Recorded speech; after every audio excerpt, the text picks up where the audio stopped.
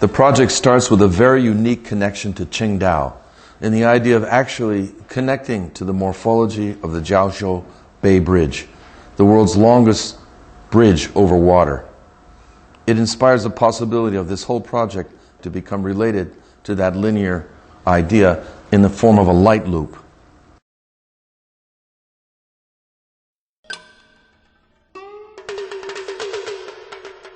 The second concept is Qingdao, or art islands. They become islands connected by this looping geometry. There are two types. The sort of cubic type that is the actual buildings that float over their own reflections in water, and the type that's an actual island, a landscape that becomes a sculpture garden. Each of the Qingdao art islands is developed in a specific way. One in the south is with theaters and performance space. The east one has a possibility of administrative offices which could combine their functions and work for 1, 2, or 3 different museums.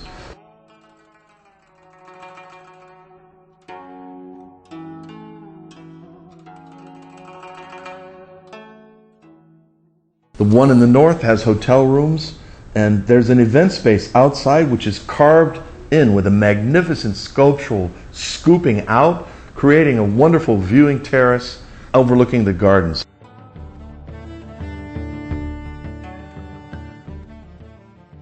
There are 4 different museum buildings.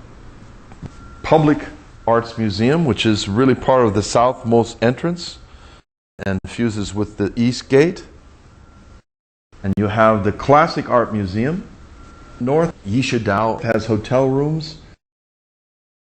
You have the Museum of Modern Art, which forms the central gathering space of 2,000 people outside in the courtyard, and a wonderful water garden with an island, a Qingdao, a sculpture park that's connected to the museum. And then the Performing Arts Center and everything related to digital and media arts is really forming South Qingdao.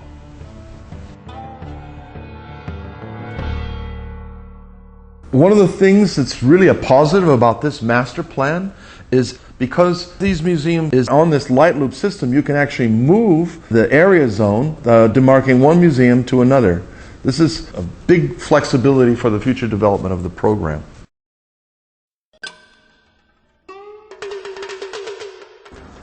Public space formation is very important in our project. Another thing that this light loop and this Qingdao arrangement allows is the shaping of great public space, the shaping of a great central public square, and the shaping of secondary public spaces with water gardens and the possibility of porosity moving through these light loops, mostly floating over landscape. There's a great porosity and a great fusion between the movement across the site and the movement in the gallery system above. General landscape will have breezes coming in from the ocean that cool the entire landscape.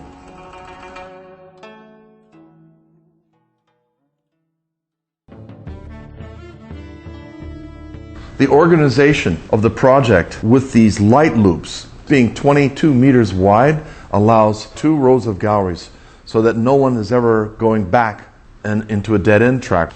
In a similar way, the story of a certain arrangement in the exhibitions could unfold in a linear way. The curators could organize these museum spaces in ways that tell stories not unlike those ancient Chinese scroll paintings that were revealing the series of art examples that really create a line along time and space.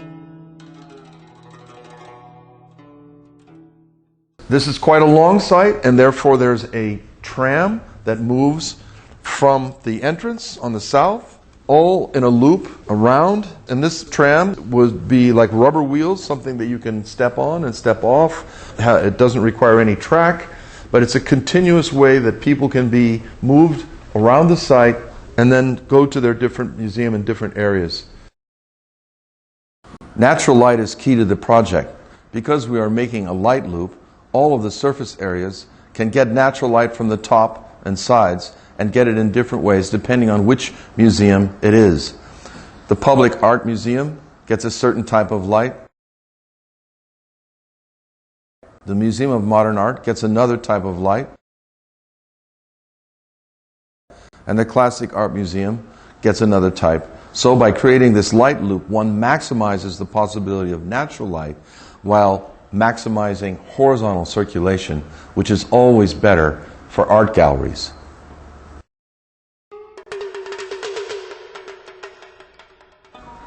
I think that what arrives here in this project is the fusion of landscape and architecture, like the idea behind those wonderful gardens in Suzhou, which I first visited in China 10 years ago. In a way, there's a formation that becomes a real fusion of landscape and architecture, and the formation of memorable and inspirational public space.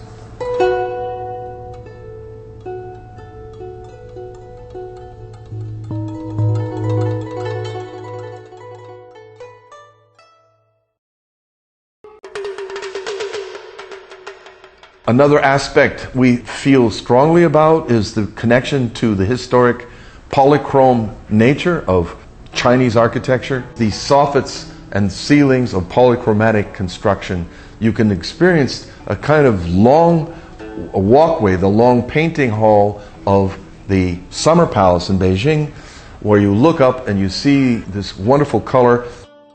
So as we float the light loop over these water gardens, we see the possibility to develop the undersides and the soffits in a modern way, in a modern abstract way, but in relation to that great history of polychromatic architecture. And this also becomes a system, a way of lighting the project at night. We can wash up lights on those polychromatic surfaces, and then you get these wonderful reflections in the water gardens.